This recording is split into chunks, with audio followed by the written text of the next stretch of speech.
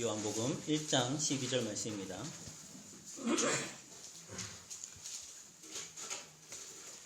네, 다 찾으신 줄 알고 함께 봉독하도록 하겠습니다. 한 절입니다. 시작.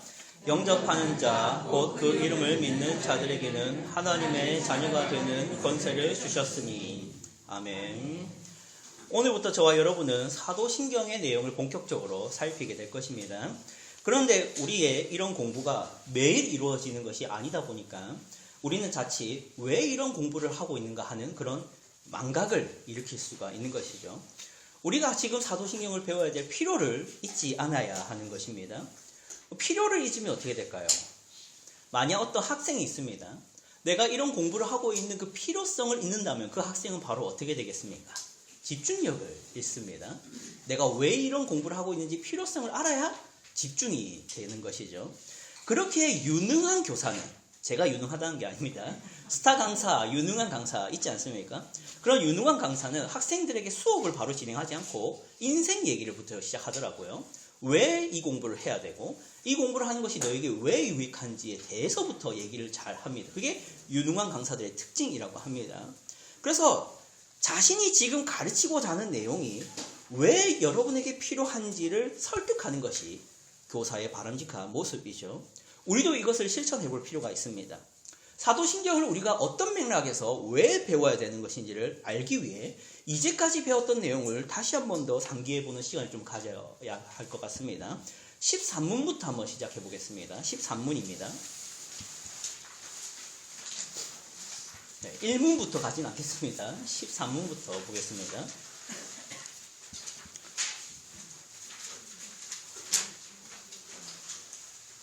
13문입니다. 네, 앞에 있습니다. 13문입니다.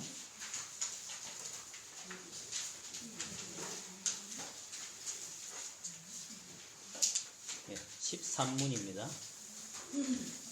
혹시 강의안이 없으신 분은 강의안 혹시 손들어 주십시오. 강의안 없으신 분 있습니까? 네. 남는 게 있으면 혹시. 네. 13문입니다. 제가 문을 읽으면 여러분이 답을 해주시면 되겠습니다. 제가 문을 읽도록 하겠습니다. 우리 스스로 죄값을 치를 수 있습니까? 물론 그럴 수 없습니다. 사실 우리는 날마다 죄를 저질러고 있습니다. 모든 사람은 아담 안에서 무엇으로 태어납니까? 의인이 아니라 죄인으로 태어납니다.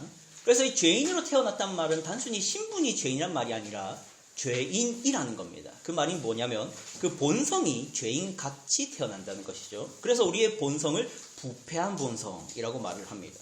그래서 이 부패한 본성을 가진 모든 사람은 날마다 뭘 더해갈 뿐입니까?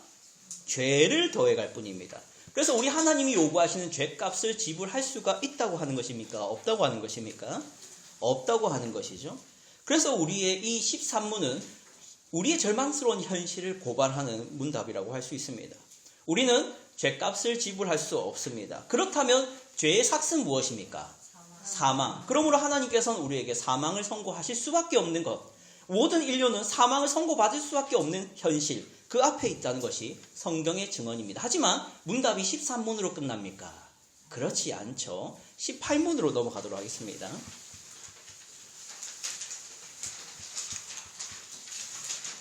하이델베르크 요리문답 18문입니다.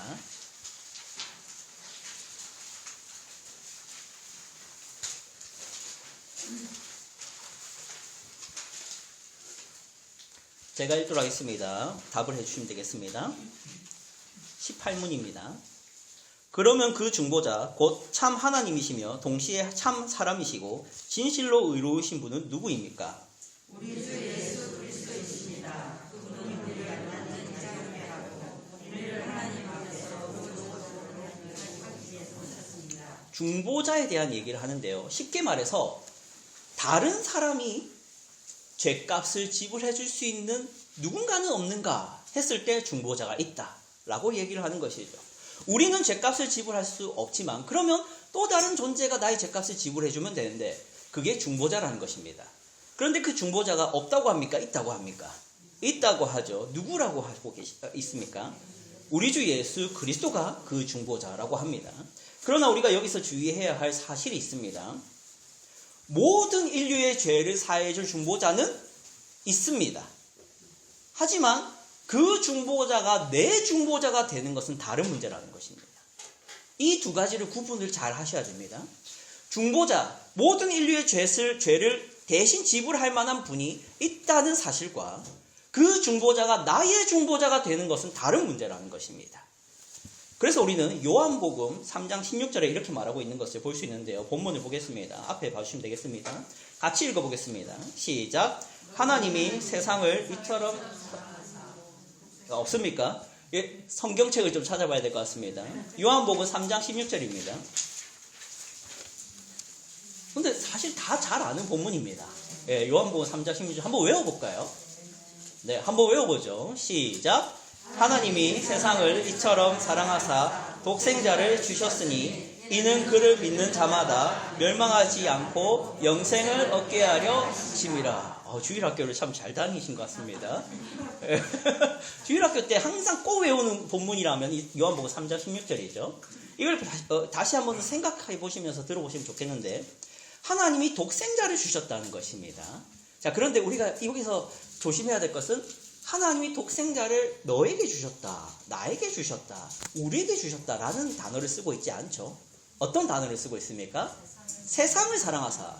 이것은 세상에 줬다는 것입니다. 마치 우리가 누군가에게 물건을 줬다가 아니라 내가 그 장소에 갖다 놨다라는 표현에 가까운 표현인 것이죠. 그래서 하나님께서 이 세상을 사랑하셔서 독생자 예수 그리스도를 보내줬다는 것과 그 독생자가 나에게 주어졌다는 것은 다른 얘기라는 것입니다. 그런데 이 본문을 잘못 이해하면 마치 하나님이 예수님을 바로 즉각적으로 나에게 주신 것처럼 이해할 수 있는 것이죠. 그러나 그 뒤에 본문을 보면 확실해지는데요. 이는 그를 어떻게 하는 자마다? 믿는 자마다 믿음이 나오는 것이죠. 중보자가 있다는 사실과 그 중보자가 내 중보자가 되는 것 사이에는 믿음이라는 것이 필요하다는 얘기를 분명히 요한복음 3장 16절이 하고 있습니다. 자, 그러면 이 신문에 들어가면 이제 믿음에 대한 얘기를 하기 시작하는데요. 이 신문 제가 읽도록 하겠습니다. 답을 해주시면 되겠습니다. 모든 사람들이 아담을 통하여 타락한 것처럼 그리스도를 통하여 모든 사람들이 구원을 받는 것입니까? 아닙니다.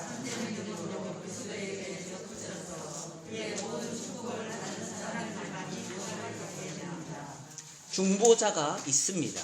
그런데 그 중보자를 통해서 모든 사람이 구원을 즉각적으로 받았다라고 말합니까? 아니라고 하죠. 뭐가 필요하다 하죠? 참된 믿음으로 그리스도에게 접붙여져서 축복을 받은 사람만이 구원을 받습니다. 라고 얘기를 하죠. 여기서 믿음이라는 단어가 나오는데 특별히 그냥 믿음이 아니라 무슨 믿음이라 합니까? 참된 믿음이라 합니다. 그렇다면 뭐도 있다는 것이죠? 거짓 믿음도 있다라는 얘기를 하는 것이죠. 그래서 하이델베르크는 참된 믿음이 무엇인지를 논하기 시작합니다. 그게 21문입니다. 21문 제가 읽겠습니다. 참된 믿음이란 무엇입니까? 참된 믿음이란 하나님께서 약속으로 계시하신 모든 것이 실현하는 것을 알고 믿는 것을 말합니다. 그것은 진리의 그리스도에 대해서 우리에게 주어진 순전한 은혜로 말미암아 다른 사람뿐만 아니라 나도 역시 죄를 용서받았고 하나님 앞에서 영원히 이롭게 되었으며 모두가 되었다는 것을 성령께서 우리를 통하여 내게 거저 주시는 무난한 사랑을 말합니다. 아멘. 여기 맨 마지막 표현이 이렇게 되어 있습니다. 성령께서 복음을 통하여 내게 불어넣어 주시는 굳건한 확신을 말합니다. 이게 참된 믿음입니다. 자, 그런데 이 표현을 잘 보면 참된 믿음이라는 것은 내 안에서 발생되는 겁니까? 아니면 누구에게서부터 받아야 되는 것입니까? 성령께서. 그러므로 참된 믿음은 하나님이 주셔야만 가질 수 있는 것입니다. 이곳에 계신 성도님들이 참된 믿음을 가지고 있다면 그것은 우리 안에서 발생시킨 게 아니라 하나님이 주셨다는 믿음이 있어야 됩니다. 그러므로 이것은 선물이라고 하죠. 에베소서 2장 8절입니다. 함께 앞에 읽어보시면 되겠습니다. 같이 읽겠습니다. 시작. 너희는 그 은혜에 의하여 믿음으로 말미암아 구원을 받았으니 이것은 너희에게서 난 것이 아니요 하나님의 선물이라. 아멘. 믿음이 뭐라고요? 선물. 그래서 선물은 내가 뭐라 해야 될까요? 만들거나 구입한 게 아니죠. 하나님이 주셨다는 표현인 것입니다. 그래서 참된 믿음은 하나님이 주셔야만 가질 수 있습니다. 그런데 이 참된 믿음은 구체적으로 뭐냐 했을 때 그 앞에 초반부 표현을 보면 답을 보시면 이렇게 되어 있습니다. 참된 믿음이란 하나님께서 말씀으로 계시하신 모든 것이 진실하다는 것을 알고 믿는 것을 말합니다. 요게 알고 믿는 것이라고 되어 있습니다. 그래서 말씀으로 계시하신 모든 것이 진실하다는 것을 알고는 지식을 말합니다. 마이크가 없어서 큰 목소리 좀 하도록 하겠습니다. 예. 작게 말하도록 하겠습니다. 예. 자, 참된 믿음. 는 그러니까 알고 했을 때 지식과 그걸 믿는 것. 그래서 신뢰라는 단어를 사용하겠습니다. 이 두 가지가 함께 있어야 뭐다? 참된 믿음이다라고 합니다. 그러나 잘못된 지식들이 있습니다. 잘못된 믿음들이 있다 했죠. 거짓 믿음이라고 하겠습니다. 거짓 믿음에는 경우의 수가 세 가지인데요. 하나, 둘, 세 가지 중에 첫 번째는 뭐냐면 성경이 아닌 지식을 믿는 믿음은 거짓 믿음이겠죠. 그리고 두 번째 거짓 믿음은 뭐냐면 성경을 모르는 믿음이 있을 겁니다. 지식이 없는 믿음 말하겠죠. 3번은 성경은 아는데 안 믿는 믿음이 있는 것이죠. 알기만 하는 믿음입니다. 이 세 가지를 뭐라고 합니까? 거짓 믿음이라고 합니다. 그래서 오직 중보자이신 예수님은 우리가 어떻게 그 중보자를 통해서 은혜를 누리느냐? 거짓 믿음이 아니라 참된 믿음으로 얻는다. 이게 지난 내용들입니다. 자, 그러면 이제 비로소 사도신경은 어디서 언급이 되기 시작하냐? 22문입니다.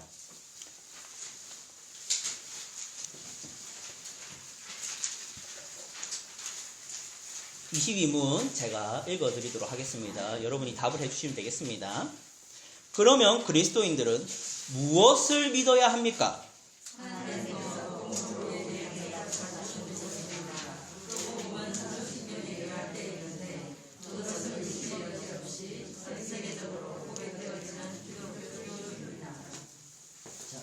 거기에 무엇을 믿어야 되냐? 이 지식이 무엇인데 뭐라고 되어 있습니까? 무엇을 믿어야 되냐 했을 때 복음이라는 얘기가 나옵니다. 그렇죠? 근데 그 복음은 어디에 요약이 되어 있다 합니다. 네, 사도신경. 그래서 우리가 사도신경을 배우는 것입니다. 자, 정리하도록 하겠습니다. 우리가 사도신경을 배울 필요에 대해서 얘기를 하고 있었습니다. 왜 우리가 사도신경을 배워야 됩니까? 첫 번째, 우리는 어떤 처지에 있습니까? 비참합니다. 어떤 비참함입니까? 하나님께서는 우리에게 형벌을 내리셔야 됩니다. 죄의 삭은 사망입니다. 그러므로 우리는 이 죄값을 갚아야 되는데 날마다 뭐만 하고 있죠? 죄를 더해가기만 한다 했습니다. 그러므로 우리는 사망이 확정입니다. 그러므로 우리는 비참합니다. 이 사실을 우리는 인정하고 믿습니다. 그래서 우리는 회개를 하고자 하고 그래서 우리는 구원을 필요로 하게 되었습니다. 자, 그런 비참한 우리에게 뭐가 필요합니까? 누가 필요합니까? 예수님이 나오면 좋은데요. 정답인데요. 이 단어로 하면 우리가 배우고 있는 단어로 하면 중으로 시작합니다. 중보자가 필요하다 했습니다. 우리의 죄를 대신 지불할 분. 그 중보자가 필요한데 그 중보자가 누구라고 했습니까? 예수 그리스도이십니다. 그런데 그 중보자에 대해서 우리가 그냥 중보자가 있으면 우리가 은혜를 얻고 죄를 해결받느냐 아니라고 했습니다. 뭐가 있어야 된다 했죠? 네. 어떤 믿음? 참된 믿음이 있어야 된다 했습니다. 그런데 이 참된 믿음에 대해서 신뢰가 있고 뭐가 있겠습니까? 지식. 그럼 그 지식이 어디에 있다고 합니까? 무슨 지식이랍니까? 뭘 이 참된 믿음에 필요한 이 지식이 뭐라고 합니까? 네, 복음이라고 합니다. 복음은 잘 아실 겁니다. 누구의 죽음이죠? 예수 그리스도의 죽음. 어디에 달린 죽음이죠? 십자가. 그 달린 죄인 예수는 사실 누구였습니까? 하나님. 이 모든 지식이 복음입니다. 자, 그 복음이 근데 어디에 요약이 잘 되어 있느냐? 사도신경입니다. 자, 그러므로 사도신경을 왜 배워야 됩니까? 우리가 비참하기 때문입니다. 사도신경을 우리가 왜 배워야 됩니까? 우리에겐 중보자가 필요하기 때문입니다. 우리가 사도신경을 왜 배워야 됩니까? 참된 믿음을 가지기 위해서입니다. 우리가 왜 사도신경을 배워야 됩니까? 복음을 깨닫기 위해서입니다. 그래서 우리는 사도신경을 오늘 배워야 합니다. 이것이 서론에 말씀드리고자 했던 내용입니다. 자, 그러면 이제 본론으로 들어가도록 하겠습니다. 이제 제가 나눠드린 그림을 좀 보시면 이 하이델베르크 마인드 맵이거든요. 글자가 거의 안 보이실 겁니다. 1번 페이지는 안 보이실 거고 그 1번 페이지에 밑에 있는 게 사도신경인데 이제 뒷장을 보시면 2번 페이지에 사도신경 마인드 맵만 확대해놨습니다. 잘 보이죠? 예, 그건 보일 겁니다. 그 확대된 내용을 보시면 사도신경이 이렇게 구조가 나뉜다라는 것입니다. 그래서 하이델베르크 23문부터 58문까지 사도신경인데요. 여기에 제가 그 파란 색깔로 이렇게 점선으로 이렇게 표시를 해놓은 것 있지 않습니까? 그것들이 사도신경 전문입니다. 근데 그 사도신경 전문이 몇 군데로 나눠져 있죠? 세 군데로 나눠 있죠? 그 세 군데로 나눈 이유가 성부 하나님에 대한 지식, 성자 하나님에 대한 지식, 성령 하나님에 대한 지식이기 때문에 세 구분이 되어 있는 것입니다. 이것을 여러분이 좀 더 단순하게 한눈에 볼 수 있도록 PPT를 또 준비해놨습니다. 좀 더 단순하게 그림이 있으면 이겁니다. 이거. 그래서 제1항 나는 전능하신 아버지 하나님 천지 창조주를 믿습니다라는 이 고백이 누구에 대한 고백입니까? 성부 하나님에 대한 고백입니다. 그리고 2항부터 7항까지 맞나요? 7항까지가 누구에 대한 고백입니까? 성자 하나님에 대한 고백. 그리고 8항부터 끝까지가 13항까지가 누구입니까? 그래서 우리는 사도신경을 통해서 누구에 대한 고백을 하는 것입니까? 성부와 성자와 성령 하나님에 대한 고백을 하는 것입니다. 이것이 바로 사도신경의 구조라는 것이죠. 자, 그러면 이 사도신경이 무엇을 얘기하고 있는지 간략하게 좀 얘기를 하면 오늘은 사도신경 약간 개괄이라고 보면 좋겠습니다.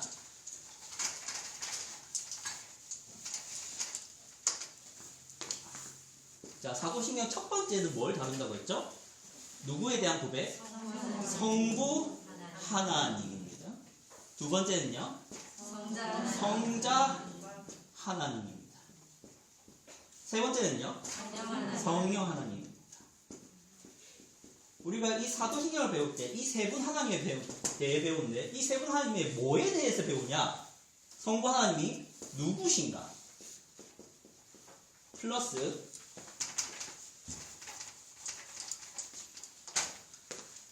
무슨 일을 하셨는가?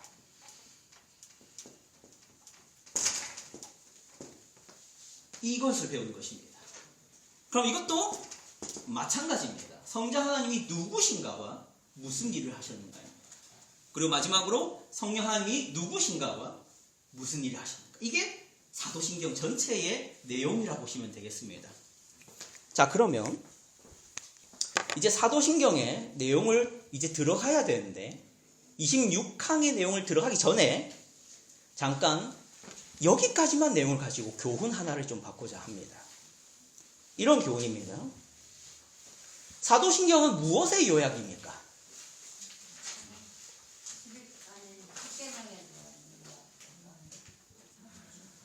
뭐의 요약이라고 했죠? 복음의 요약이라 했습니다. 아, 맞추셨네요. 그럼 복음이 이 사도신경이라는 것입니다. 자, 그런데 사도신경의 내용이 뭐라고 했죠? 성부 하나님과 성자 하나님과 성령 하나님에 대한 내용이라 했습니다. 자, 그러면 복음이란 무엇입니까? 사도신경인데 사도신경이 뭐라 했습니까? 성부 하나님과 성자 하나님과 성령 하나님입니다. 그러니까 복음은 다시 무엇입니까? 성부 하나님과 성자 하나님과 성령 하나님에 대한 지식이라는 것입니다. 네, 감사합니다. 복음에 대한 잘못된 이해, 어떤 무지, 그런 오해들은 교회 역사 내내 있어 왔던 고질병입니다. 초대교회 시절에도 복음을 잘 이해하지 못하고 복음을 몰라서 문제를 일으켰던 교회들이 많이 있었습니다. 가장 대표적으로 사도 바울이 쓴 편지에 나오는 지역의 교회들인데 갈라디아라는 편지가 그 대표적인 편지를 쓴 목적이죠. 갈라디아서 1장 6절부터 7절 한번 보도록 하겠습니다. 함께 읽어보겠습니다. 시작. 그리스도의 은혜로 너희를 부르신 이를 이같이 속히 떠나 다른 복음을 따르는 것을 내가 이상하게 여기노라. 다른 복음은 없나니 다만 어떤 사람들이 너희를 교란하여 그리스도의 복음을 변하게 하려 함이라. 아멘. 사도들이 활동하는 시대입니다. 예수 그리스도를 직접 보고 직접 경험하고 그 예수 그리스도께서 직접 세우신 사도들이 활동하던 시대입니다. 그런데 여전히 교회 안에는 복음을 이해하지 못한 사람들이 있었다면 현대는 오죽하겠냐는 것입니다. 오늘 이 시간에 간단하게 생각해 볼 교훈이란 이런 것입니다. 복음은 내가 그리고 우리가 그리고 교회가 앞으로 뭘 해야 하고 앞으로 뭘 어떻게 살아야 하느냐에 대한 지식이 아니라는 것입니다. 복음은 누구에 대한 지식이라고 했죠? 성부와 성자와 성령 하나님이 누구시며 또한 그분이 무슨 일을 하셨는지에 대한 지식이 복음입니다. 그런데 우리의 관심사, 우리가 알고자 하는 바는 그 지식이 아닐 수도 있다는 것입니다. 저는 많은 청년들과 청소년들과 상담을 하는데요. 한 100명, 200명을 상담하든 300명을 상담하든 400명을 상담하든 90% 정도의 청년, 청소년들, 기독교인들의 질문이 뭐냐면 앞으로 어떻게 살아야 할까요?에 집중되어 있습니다.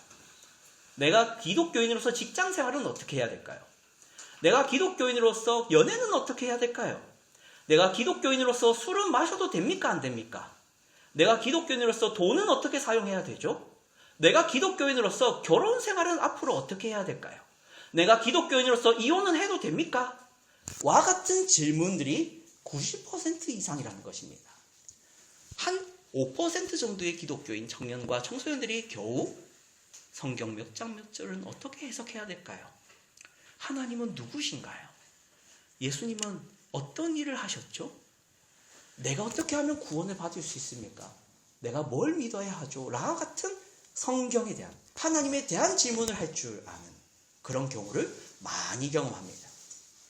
그러나 사실 물론 이런 것입니다. 기독교인이 앞으로 어떻게 살아야 되는지, 술을 마셔도 되는지 안 되는지, 담배는 피워도 되는지 안 되는지에 관한 질문이 나쁜 것은 아니죠. 그런 질문에 대해서 해답을 얻고 유익을 얻을 수 있으면 좋은 것입니다.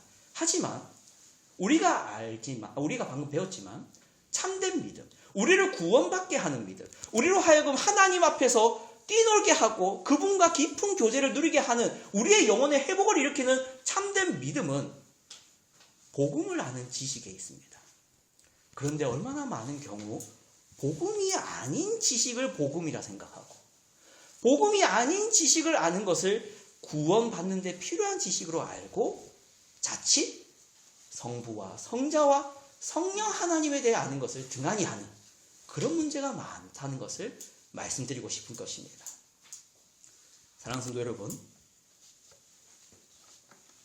우리를 구원받게 하는 참된 믿음에 필요한 지식은 우리가 어떻게 살아야 되는지, 우리가 어떻게 하면 순종을 잘할 수 있는지, 우리가 어떻게 교회를 섬겨야 되는지, 우리가 얼마나 많은 봉사를 해야 되는지에 대한 지식이 아닙니다. 복음은 성부와 성자와 성령 하나님이 누구시며 이 죄인인 비참한 죄인이 우리를 위해서 언제부터 언제까지 희생하시고 참아오시고 일하시고 또 일하셔서 구원을 완성하셨는지에 대한 지식입니다. 그게 바로 복음이라는 것이죠. 사도신경이 복음이라 할 때 우리가 받아야 될 교훈이 그런 것입니다. 우리가 과연 얼마나 성부, 성자, 성령 하나님에 대한 지식으로 그 지식을 알기 위해 관심을 가졌는지, 아니면 내가 이제 어떻게 살아야 되는지에 대한 지식으로 가득 찼는지, 그런 관심으로 가득 찼는지, 그것을 한번 되돌아볼 필요가 이 시가 있다는 것입니다. 자, 그렇다면 이제 복음이 사도신경이라는 것을 알게 되었습니다. 이제 그 사도신경이 제1항 26문답을 읽어보도록 하겠습니다.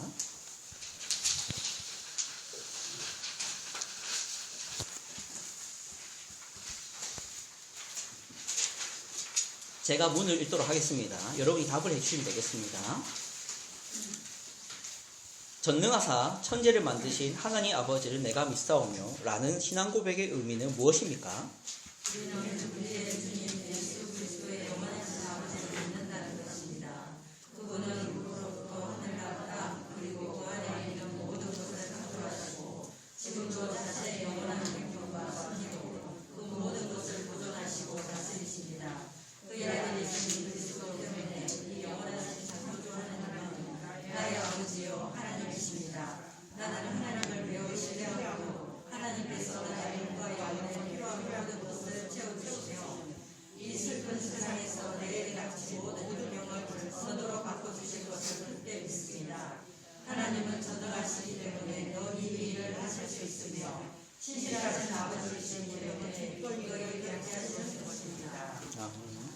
사도신경의 첫 항입니다. 교재에는 예전 번역으로 되어 있죠. 우리는 새 번역으로 고백하지 않습니까? 매주 예배 때마다 드리는 고백인데요. 한번 새 번역으로 한번 외워보겠습니다. 시작. 나는 전능하신 아버지 하나님 천지의 창조주를 믿습니다. 이게 제1항입니다. 이것은 성자도 아니고 성령도 아니고 누구에 대한 고백이라 했습니까? 성부 하나님에 대한 고백입니다. 이 고백은 세 가지 고백의 내용이 담겨져 있는데요. 첫 번째는 전능하신, 네, 맞습니다. 오, 어떻게 맞추셨네요? 2번입니다. 그럼 뭐에 대한 이제 고백이 또 나올까요? 천지의 창조주 하나님으로 믿습니다입니다. 자, 이제 3번은 이 하나님을 또 무엇으로 믿어야 합니까?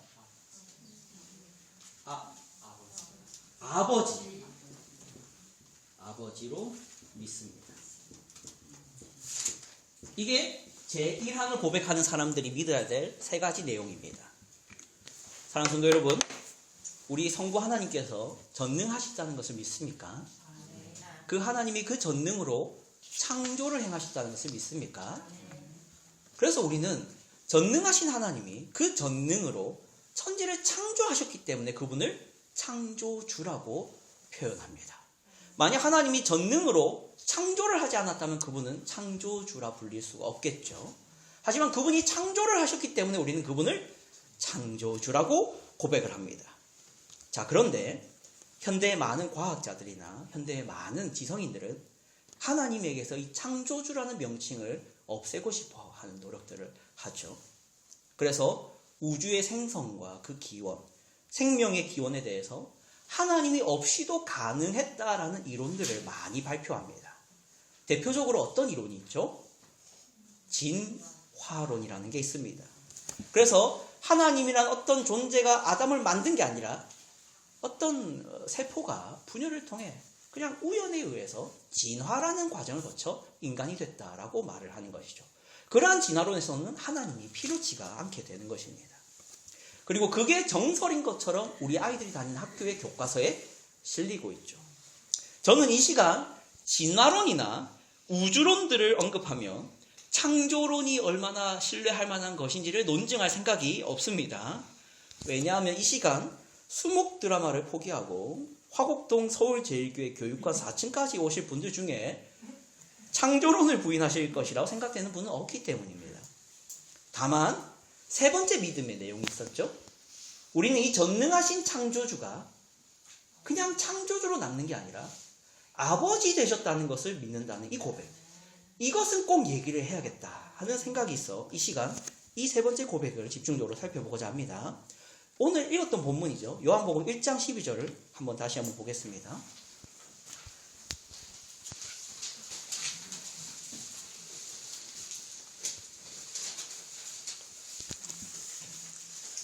요한복음 1장 12절입니다. 같이 읽겠습니다. 시작. 영접하는 자 곧 그 이름을 믿는 자들에게는 하나님의 자녀가 되는 권세를 주셨으니. 아멘. 우리가 비참한 처지에 있었습니다. 우리는 죄인이기 때문에 하나님과 원수가 되어 있었습니다. 그때 우리는 아버지라 부르기에 민망한 관계 속에 있었습니다. 마치 탕자의 비유에 나오는 둘째 아들과 같은 모습이 우리 모든 사람들의 태생입니다. 하지만 그 비참한 우리가 이제는 중보자 한 분으로 인하여 우리도 그분의 자녀가 되는 길이 열렸죠. 그래서 우리는 참된 믿음을 필요로 하게 되었습니다. 그래서 사도신경을 배우고 그것을 신뢰하기로 했습니다. 그래서 그분을 믿음으로 말미암아 우리는 어떻게 된다고요? 하나님의 자녀가 되는 권세를 주셨다 합니다. 자, 그런데 하나님의 자녀가 됩니다 라고 말하지 않습니다. 뭐가 붙죠? 하나님의 자녀가 되는 권세라는 표현을 합니다. 하나님의 자녀가 된다는 것과 권세를 가진다는 것에 밀접한 관계가 있다는 것이죠. 우리는 단순히 누군가의 자녀가 되는 것이 아닙니다. 그것은 권세를 얻는 것이기도 합니다. 어떤 권세라는 것입니까? 우리도 남들처럼 떵떵거리며 살 수 있는 그런 권세일까요? 그렇진 않습니다. 그러면 도대체 어떤 권세를 말할까요? 그 권세에 대해서 잘 표현한 것이 마태복음 7장 9절부터 11절까지의 말씀이 있는데요. 이것도 한번 찾아봐야 됩니다. 마태복음 7장 9절로부터 11절 말씀입니다.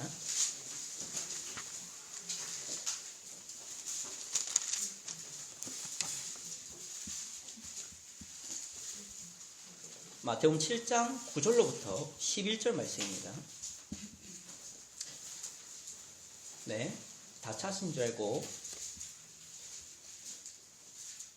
같이 읽어보도록 하겠습니다. 시작. 너희 중에 누가 아들이 떡을 달라 하는데 돌을 주며 생선을 달라 하는데 뱀을 줄 사람이 있겠느냐? 너희가 악한 자라도 좋은 것으로 자식에게 줄 알거든 하물며 하늘에 계신 너희 아버지께서 구하는 자에게 좋은 것으로 주시지 않겠느냐. 아멘. 사랑하는 성도 여러분, 전능하신 그분이 아버지가 되신다는 것은 전능하신 그분이 모든 좋은 것으로 우리에게 주신다는 얘기를 하는 것입니다. 자, 그런데 이 본문에 나오는 예수님의 비유의 핵심은 이것입니다. 자식이 좋은 걸 구하든 좋지 못한 것을 구하든 아버지는 자식에게 뭘 주고 싶어 하신다는 겁니까? 좋은 것을 주고 싶어 한다는 것입니다. 자, 이 본문을 오해하시면 안 됩니다. 자식이 생각하기에 좋게 생각되는 것을 주신다는 게 아니라 아버지가 생각하기에 최선의 것을 주신다는 말입니다. 이게 권세입니다. 이게 권세입니다. 이곳에 계신 분들은 자녀를 다 키워보셨지 않습니까? 저는 아직 경험이 없습니다. 경험 없는 자가 말씀드리는 것이 정말 민망하긴 하지만 제가 상상을 해봤습니다. 자식이 과연 좋은 걸 구할까요? 자식을 키워보신 분들은 잘 아시지 않습니까? 항상 본인 인생에 도움이 안 되는 것을 구합니다. 특히 그 아이가 지각이 별로 없는 4살 아래면 더 심각해집니다. 아이들은 뜨거운 냄비를 만지려고 합니다. 아이들은 칼을 쥐고 싶어 합니다. 아이들은 손에 쥐고 뻔히 떨어뜨릴 것 뻔한 유리잔을 꼭 쥐고 싶어 합니다. 그러면 우리 부모님들은 어떻게 하십니까? 칼을 쥐어주고 냄비를 쥐어주고 유리컵을 쥐어줍니까? 허락하지 않습니다. 그를 사랑하지 않아서 그렇습니까? 사랑해서. 그런데 왜 사랑한다고 그거를 들어주지 않는 것입니까? 알거든요. 이미 시간을 흘러 인생을 살아본 부모님은 알거든요. 그게 뭔지, 어떤 위험이 있는지. 그래서 그 부모의 입장에서는 최선의 것이란 안 주는 것입니다. 이게 자녀됨의 권세입니다. 우리 주님을 영접하신 여러분은 그 권세를 얻으셨습니다.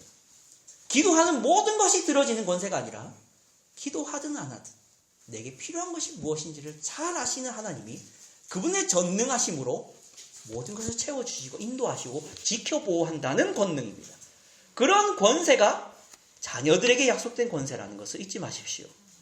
그것이 우리가 아버지를 아버지로 믿는 믿음의 고백 안에 들어있어야 됩니다. 이런 사도신경을 아버지라고 고백하는 이런 사도신경을 고백하면서도 내 인생은 왜 이리 힘들까라는 말밖에 하지 못한다면 그것은 안 믿는 것입니다. 내가 하나님의 아버지라면 내 인생의 모든 것이 최선이라는 것을 당연하게 믿게 되는 것이 아버지라는 고백입니다. 로마서 8장 28절만 보도록 하겠습니다. 로마서 8장 28절입니다.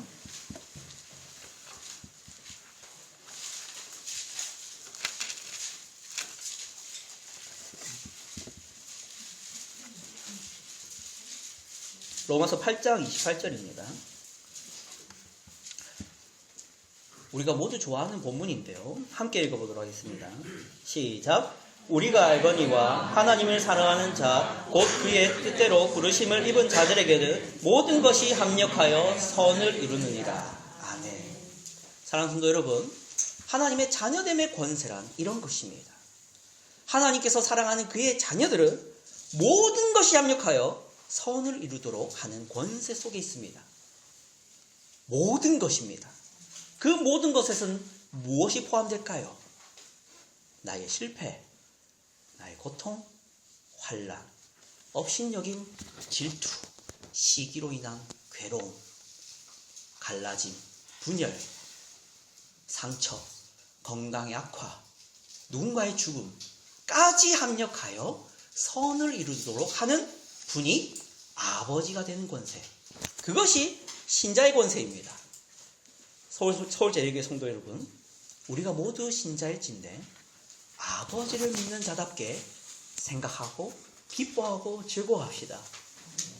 우리의 고통이 나에게 주시는 하나님의 선이고 우리의 눈물이 하나님이 우리를 향하신 하나님의 아버지의 선하신 통치라는 것을 믿는 여러분이 되길 바랍니다.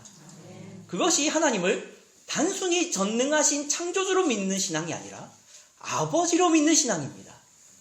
그 하나님이 우리의 아버지가 되시기 위해 아들을 주시고 부르시고 도망치는 우리를 또 찾아오셔서 불러주시는 하나님의 그 열심이 결국 아버지가 되시고 우리를 자녀 삼으신 열심이라는 것을 잊지 않고 언제나 그 가운데 기뻐하며 즐거워하는 여러분 되길 바랍니다. 기도하겠습니다. 하나님 아버지 감사합니다. 우리가 이 시간 함께 모여서 하나님의 말씀을 살펴보았습니다. 전능하신 창조주 하나님이 우리의 아버지 되신다는 것을 잊지 않게 하여 주시옵소서. 아버지이신 하나님이 아버지의 전능하심과 전지하심과 거룩하심과 위대하심으로 자녀를 자녀답게 키우고 있다는 것을 우리가 잊지 않게 하여 주시옵소서. 언제나 우리 하나님이 아버지 되신다는 가운데 위로를 얻게 하시고 기뻐하게 하시고 즐거워하는 우리가 되게 하여 주시옵소서. 그래야 이 사도신경을 통하여 우리 성부 하나님과 성자 하나님과 성령 하나님께서 누구시며 우리를 위해서 무슨 일을 하셨는지를 잊지 않는 그런 복음 진리의 사람들 되게 하여 주시옵소서. 살아계신 주 예수 그리스도의 이름으로 기도드립니다. 아멘.